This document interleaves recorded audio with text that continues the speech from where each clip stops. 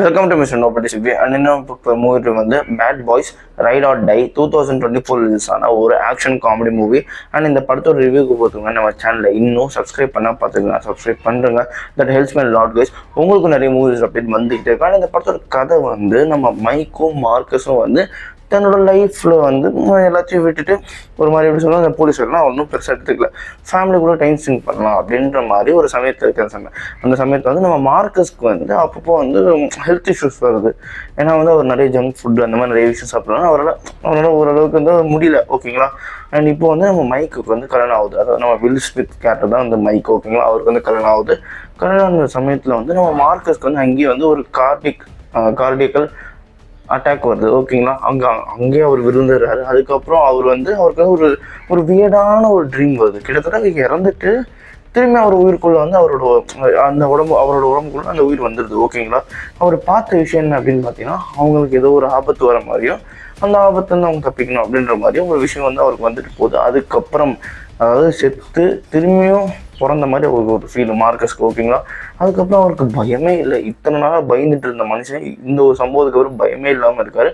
அதுக்கப்புறம் என்ன ஆகுது அப்படின்னு பார்த்தீங்கன்னா, கல்யாணம் முடிஞ்சு ஓரளவுக்கு போயிட்டு இருக்கிற சமயத்தில் இவங்களுக்கு இருந்த ஒரு கேப்டன் ஒருத்தர் இருந்தார், ஓகேங்களா. கேப்டன் ஹாவர்டுன்னு சொல்லிட்டு அவர் மேலே ஒரு அக்யூசேஷன் வருது. இந்த மாதிரி சம் கைண்ட் ஆஃப் ஒரு கரப்ஷனில் ஈடுபட்ட மாதிரி ஒரு அக்யூசேஷன் வருது. அது வந்ததுக்கப்புறமே நம்ம மைக்கும் மார்க்கஸும் போயிட்டு அந்த டிபார்ட்மெண்ட்டில் கேட்குறாங்க, அது எப்படி அவர் அந்த மாதிரி ஆளே கிடையாது, உங்களுக்கே தெரிஞ்சு எப்படி பண்ணுறீங்க அப்படின்னு சொன்னேன். இல்லை, இந்த மாதிரி நடந்திருக்கு, அவரோட வீட்டில் தான் இப்படி ஆயிருக்கு, இந்த மாதிரி சொல்லுவாங்க. இந்த மாதிரி அவரோட கேர்ள் ஃப்ரெண்ட் வந்து அவருக்கு வந்து கல்யாணம் இருக்கும், கேர்ள் ஃப்ரெண்ட் அந்த, ஓகேங்களா. இந்த மாதிரி எல்லா விஷயமும் அவருக்கு எதிராக இருக்கிற சமயத்தில் வந்து நாங்கள் ப்ரூவ் பண்ணுறோம் அப்படின்னு சொல்லிட்டு மைக்கும் மார்க்கஸும் ஒன்றுமே எவிடன்ஸே இல்லை. இப்போ வந்து அவங்க ஃபர்ஸ்ட்லேருந்து அந்த ஸ்க்ராட்ச்லேருந்து தேட ஆரம்பிக்கணும், ஓகேங்களா. தென் வந்து பேட் பாஸ் வந்து அவங்களோட அட்வென்ச்சருக்குள்ளே திரும்பி போகிறாங்க. அப்போ அவங்களுக்கு ஃபஸ்ட்டு கிடைக்கிற க்ளூ என்ன அப்படின்னு பார்த்தீங்கன்னா, அந்த கேப்டன் ஹாவர்டை கொன்னதே வந்து நம்ம மைக்கோட பையனான ஆர்மாண்டோ, ஓகேங்களா. அவன் ஜெயிலில் இருக்கான்.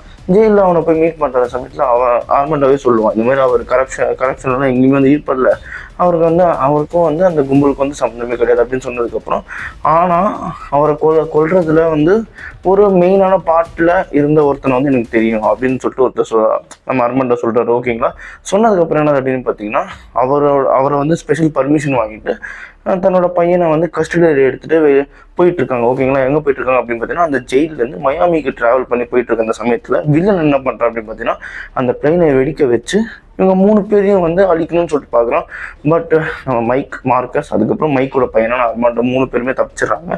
தப்பிச்சுட்டு கீழே வந்து அவங்க போயிட்டு இருக்கிற சமயத்தில் கேஸ் அப்படியே திசை திருப்பி விட்டுறாங்க. ஆக்சுவலாக வந்து மைக் வந்து தன்னோட பையனை தப்பிக்க வைக்கிறதுக்காக இருக்கிற எல்லா போலீஸும் கொண்டுட்டு அந்த ஃப்ளைட்டை வந்து கிராஷ் பண்ணிட்டு இப்போ 3 பேரும் வந்து தப்பிச்சு போகிறாங்க அப்படின்ற மாதிரி இந்த 3 பேருமே வாண்டட் லிஸ்ட்டில் சேர்த்துருவாங்க. அதுக்கப்புறம் வில்லன் வந்து நம்ம மைக், மார்க்கஸோட 2 பேரோட ஃபேமிலியுமே சரௌண்ட் பண்ணிடுவான். அதுக்கப்புறம் வில்லன் யார் அண்ட் அவங்க ஃபேமிலி எப்படி காப்பாற்றுனாங்க, அதுக்கப்புறம் ஆர்மாண்டோ மூலிமா உண்மை என்னன்றது வெளியே எப்படி வந்துச்சு அப்படின்றது தான் இந்த படத்தோட இந்த கிளைமேக்ஸ் கதையை. உண்மையாகவே சொல்லப்போனால் ஃபன்னாகவே இருக்கும். மார்க்கஸோட கேரக்டர் செம்ம ஃபன்னாக இருக்கும். அதே மாதிரி இது வந்து ரெஜின்னு சொல்லிட்டு ஒரு கேரக்டர் வந்துருப்பாங்க. இந்த ப்ரீவியஸ் பேட் பாய்ஸ் படத்தில் வந்து நீங்கள் பார்த்துருப்பீங்க. முடி நிறைய வச்சுட்டு மார்க்கஸோட பொண்ணை வந்து டேட் பண்ணுறதுக்கு ஒரு பையன் வருவான். அவன் வந்து இந்த படத்தில் வந்து ஒரு யூஎஸ் மேரியனாக இருப்பான். அவருக்கு வந்து சூப்பரான ஒரு சீன் வச்சுருப்பாங்க. எப்படின்னா, மார்க்கஸோட ஃபேமிலியை வந்து சரௌண்ட் பண்ணுறாங்க ஒரு 10 to 15 minutes, ஓகேங்களா. இன்னொரு ஆளுங்க எல்லாரையும் வந்து ஒரே ஆளை நின்று பொண்ணு கட்டுவார். இந்த சீன் சூப்பராக காமிச்சிருப்பாங்க. அது நல்லாவே இருக்கும். மார்க்கஸோட கேரக்டர் சூப்பராக இருந்துச்சு.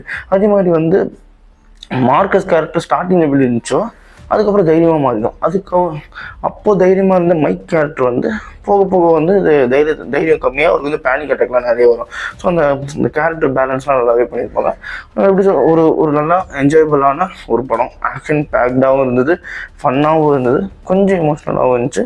அதே நேரத்தில் ஃபன் அண்ட் ஆக்ஷனுக்கு வந்து பஞ்சமே கிடையாது. அந்த காம்போ வந்து சூப்பராகவே கொடுத்துருந்தாங்க, ஓகேங்களா. அதனாலேயே இந்த படத்துக்கு நான் 4 donors தருவேன். இதே மாதிரி மூவி பார்க்கணும் நம்ம சேனலை சப்ஸ்கிரைப் பண்ணுங்க. நான் மிஸ்டர் நோபடி சந்திக்கிறேன். Bye. Have a great day guys.